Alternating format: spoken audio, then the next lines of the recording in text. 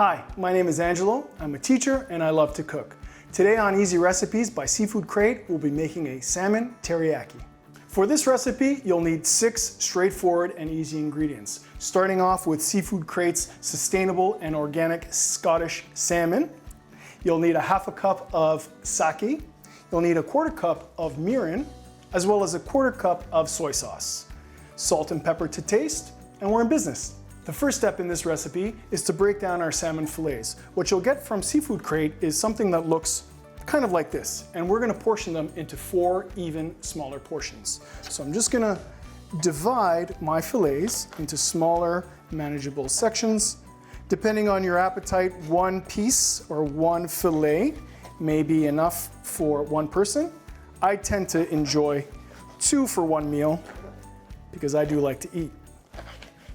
Pepper to taste, of course, and a little bit of salt because we'll get the salt content from our soy sauce in the teriyaki.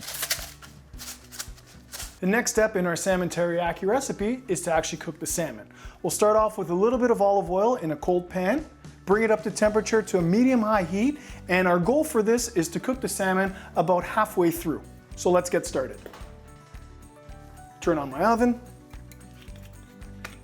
You need about 2 tablespoons of olive oil in your pan because salmon tends to be a little bit on the oily side. I'll add these fillets into the pan. Now, one thing that's very important when cooking, especially when frying on the stovetop, is to not overcrowd your pan. Starting also from a cool pan will help crisp up the salmon skin quite nicely as well.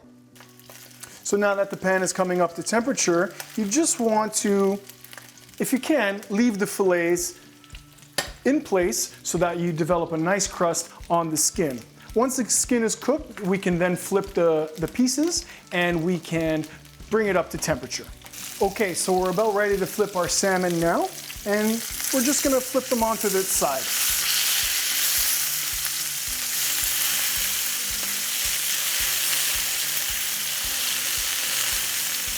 Remember, the goal here is to get it cooked about halfway through. We're gonna finish it when we create the teriyaki sauce. Our salmon is about halfway cooked, so what we're gonna do now is we're gonna take it out of the pan, set it aside, and let it rest for a little while we build our teriyaki sauce.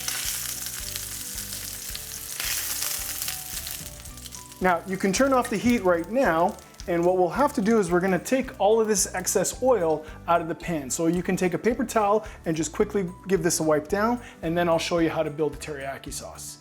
And we're ready to start building our teriyaki sauce. Very simple ingredients: sake, mirin, and soy sauce. We're just gonna put them into the pan, bring it up to a boil, and let it reduce. So, sake goes in first, then our mirin, and of course our soy sauce. So as you can see, it'll come up to temperature very, very quickly. You don't have to have it on super high heat. Medium heat is fine. Just keep an eye on it. Mix around the frying pan every now and again so that it doesn't caramelize too quickly. But essentially what we're trying to do is we're trying to remove the water content and get that sticky glaze to return our salmon back into. As you can see, we've reduced our teriyaki sauce and the bubbles are getting pretty small, so that's when you know it's about time to add the salmon back in. So we'll carefully add our salmon back into the pan.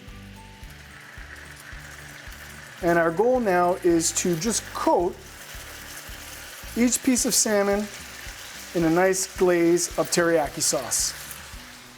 If you tilt your pan forward, you can grab all of that extra teriyaki and drizzle it over your salmon. Swirl around your plate, and you can see the consistency now has changed to a very thick, glossy sauce. And we're ready to plate our salmon teriyaki. I have some simple steamed rice here in a bowl, some mixed greens, and of course, our delicious salmon. What I'll do is I'll take a little bit of our mixed greens and plate it to accompany our salmon.